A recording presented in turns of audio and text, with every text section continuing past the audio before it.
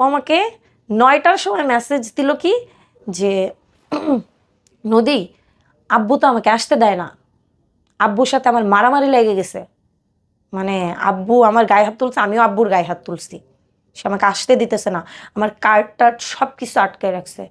আমি বলছি তানভীর কি বলতেছো, এখানে আমার বাবার মান সম্মান, আমার হোল ফ্যামিলি এখানে, মানে তুমি এই টাইমে এই কথা বলতেছো, তার মানে কি বুঝো আমার জীবন মরণের বিষয়।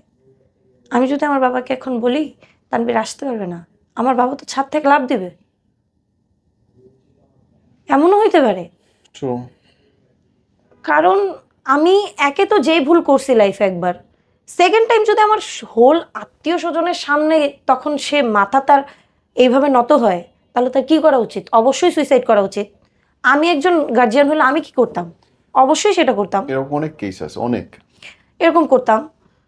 ওরা আমি Same. বলতেছি যে তানভীর তুমি কি চাও যে আমি এখান থেকে বেরোই, মানে এটা করা ছাড়া আর কোনো উপায় নাই কিন্তু আমার, আমি আমার বাবার সামনে গিয়ে বলতে পারবো না যে তুমি আসতে পারবা না, আমি কথা বলতে পারবো না। আমি অনবরত কান্না করতেছি আর রিকোয়েস্ট করতেছি আমি যে প্লিজ অন্তত আজকের দিনটা আসো, যেইভাবেই হোক তুমি আসো, রিকোয়েস্ট করতেছি। ওর মনে হয় পা ধরা বাকি ছিল।